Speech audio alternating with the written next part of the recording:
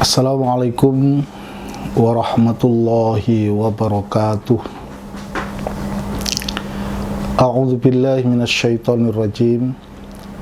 Bismillahirrahmanirrahim. Alhamdulillahilladzi hadana li hadza wa ma kunna linahtadiya laula an hadanallah. Laqad ja'at rusulu rabbina bil haqq wa nutu antil kumul jannatu uristumuha bima kuntum ta'malun. Asyhadu an la ilaha illallah wa asyhadu anna Muhammadar Rasulullah sallallahu alaihi wasallam wa ala alihi wa ashabihi amma ba'd. Para pemirsa, saudara-saudariku, kaum muslimin yang dimuliakan oleh Allah, yang kami hormati. Sebelum di sini kami menyampaikan sedikit penjelasan tentang beberapa ayat ataupun surat-surat di dalam Al-Quran. Terlebih dahulu kami mengingatkan baik diri saya sendiri maupun kepada seluruh para pemirsa untuk selalu bersyukur kepada Allah atas semua nikmat yang Allah telah berikan kepada kita semuanya, berupa nikmat sehat, nikmat longgar, dan yang paling utama adalah nikmat hidayah, bisa menetapi agama Allah yang hak, agama Islam. Inna dina indallahil Islam. Maka semuanya kita syukuri, alhamdulillahirabbil alamin. Dan juga kepada seluruh para perantara agama atas perjuangannya, atas amal solihnya, melancarkan, memperjuangkan agama Allah yang hak, agama Islam ini, sehingga agama Islam ini sampai pada kita semua, yang mana jarak antara Rasulullah Shallallahu Alaihi Wasallam kepada kita sangat jauh waktunya dan sangat jauh jaraknya.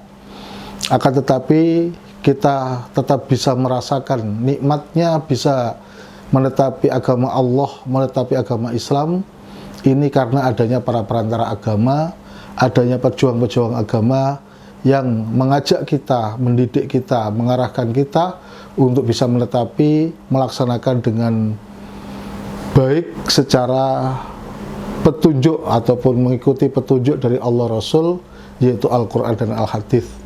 Maka semuanya perjuangan para perantara agama kami syukuri, alhamdulillah, jazahumullahu khairah. Semoga Allah berikan manfaat dan barokah. Dan kepada para pemirsa yang saat ini menonton ataupun melihat, memperhatikan video ini, penjelasan dari kami sedikit untuk mengingat tentang ayat-ayat Allah, mengingat tentang surat-surat di dalam Al-Quran. Semuanya kami syukuri, alhamdulillah, jazakumullahu khairah. Semoga kita semuanya oleh Allah diberikan tetap sehat, tetap semangat dalam hidayah Allah, semangat melaksanakan ibadah kepada Allah. Alhamdulillah, jazahumullahu khairah. Alhamdulillah, jazakumullahu khairah.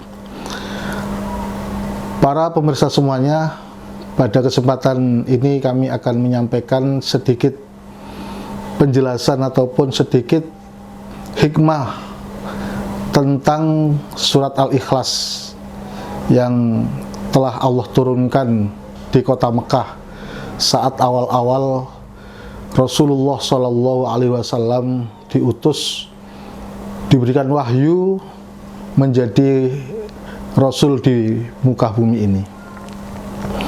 Yaitu surat Al-Ikhlas itu adalah salah satu dari 114 surat yang mana di situ menjelaskan tentang Tuhan kita Allah, bahwa kita sebagai hamba Allah, umat manusia ini hanya diperintahkan ibadah kepada Allah, hanya diperintahkan untuk menyembah kepada Allah dan meyakini bahwa Tuhan kita hanya satu, Atau kalau di dalam kalimat syahadat atau kalimat tauhid dijelaskan asyhadu alla ilaha illallah wa asyhadu anna muhammadar rasulullah, atau kalimat tauhid la ilaha illallah, tiada Tuhan, la ilaha, tiada Tuhan yang berhak disembah illallah, kecuali Allah.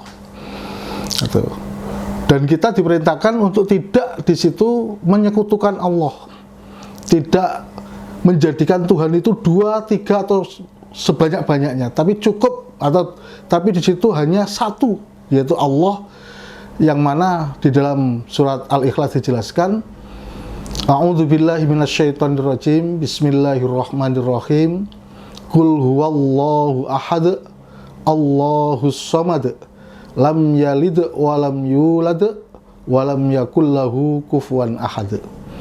Dari surat Al-Ikhlas ini kita bisa memberikan atau menjadi pedoman bahwa ketika seseorang di situ melakukan sesuatu yang bertentangan, yang berbalik dari ayat-ayat surat Al-Ikhlas ini, berarti orang itu ada syirik kepada Allah.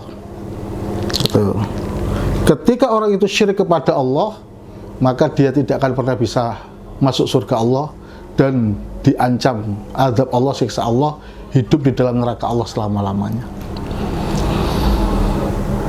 Para pemirsa yang kami hormati, bisa kita bahas satu persatu dari ayat surat Al-Ikhlas, dari ayat pertama, bismillahirrahmanirrahim, qul huwallahu ahad. Kul, katakan wahai Nabi Muhammad, huwa dia, iku Allahu, Allah al-ahadu, zat yang maha satu, maha esa. Jadi Allah, Tuhan kita hanya satu, tidak ada yang lain. Kalau ada orang mengatakan, orang mempunyai anggapan, mempunyai keyakinan bahwa ada Tuhan selain Allah, ada Tuhan yang lain selain Allah, berarti dia syirik kepada Allah. Kemudian ayat kedua, Allahus samad. Allah adalah zat tempat polnya dimintai. Gitu. Jadi semua permintaan apapun itu hanya kepada Allah. Maka ketika orang itu memiliki keyakinan, mempunyai keyakinan bahwa ada tempat lain, ada tempat yang di situ selain Allah untuk meminta dan bisa memberikan sesuatu, berarti dia itu adalah orang yang syirik kepada Allah. Maka Allahus samad adalah Allah, zat yang memberikan atau tempat polnya dimintai, tempat polnya dimintai.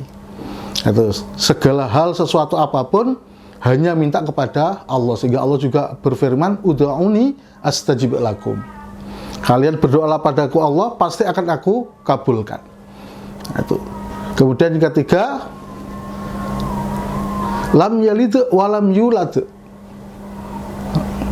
Allah tidak melahirkan, Allah tidak memiliki anak, walam yulad, dan Allah tidak dilahirkan. Jadi ketika ada orang mempunyai anggapan, mempunyai keyakinan bahwa ada Tuhan sebagai anak Allah, atau Allah dilahirkan, Allah punya ayah bunda, ataupun Allah punya anak, maka orang itu sudah jelas disebut syirik kepada Allah. Walam yakul lahu kufuwan ahad. Dan Allah tidak memiliki teman, mitra itu di dalam ketuhanannya. Jadi kalau ada orang mengatakan, punya keyakinan bahwa selain Allah ada Tuhan, selain Allah ada kekuatan, selain Allah ada yang boleh disembah, maka orang tersebut adalah orang yang syirik kepada Allah. Maka dari surat Al-Ikhlas itu, para pemirsa semuanya, supaya betul-betul di situ kita mengoreksi diri kita bahwa di dalam kita beribadah kepada Allah hanya menyembah kepada Allah, di dalam kita beribadah kepada Allah hanya mencari ridha Allah, mencari zatnya Allah, mencari rahmatnya Allah, yaitu surga Allah. Demikian sedikit beberapa penjelasan dari kami tentang surat Al-Ikhlas. Alhamdulillah, jazakumullahu khairah. Bila ada kata-kata yang kurang berkenan, kami mohon maaf sebesar-besarnya. Wassalamualaikum warahmatullahi wabarakatuh.